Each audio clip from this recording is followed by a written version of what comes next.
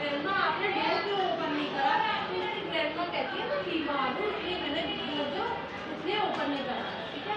और वो जैसे ब्लैंकेट के नीचे से देखती है तो उसके बहुत बड़े बड़े क्या दिखते हैं, ईयर्स दिखते हैं। बॉल के ईयर्स होते हैं ना, बहुत बड़े कान होते हैं। तो वो कहती है ये तो मेरी ग्रैंडमा के कान नहीं है। फिर थोड़ा सा वो और नीचे होती है तो बॉल की क्या दिखती है, आईज दिखती है बड़ी बड़ी। फिर भी वो कहती है ये भी मेरी ग्रैंडमा के आईज नहीं है। बॉल जो है एकदम से ब्लैंकेट हटाता है और वो कहता है उससे अब मैं तुझे क्या कर जाऊंगा, खा जाऊंगा। मैंने तुझे फॉरेस्ट में देखा था, तू मुझे बहुत अच्छी लगी थी, इसलिए अब मैं तुझे खा जाऊंगा।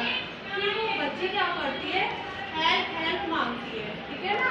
एक होता है बुश कटर होता है, तो वो आता है, वो कितनी बड़ी स्टिक लेकर आता है और बॉल को क्या करता है, टाई कर देता है बॉल की, और बॉल क्या हो जाता है, इंजर्ड हो जाता है, ठीक है। बॉल पे लग जाती है तो बॉल का खा तो नहीं सकता था ना, तो बॉल क्या करता है, भाग जाता है।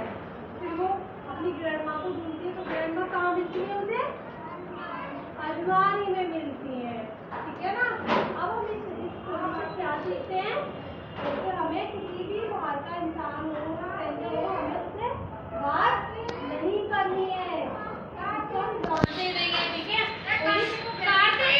ओनली फ्रेंड एंड फैमिली, ठीक है।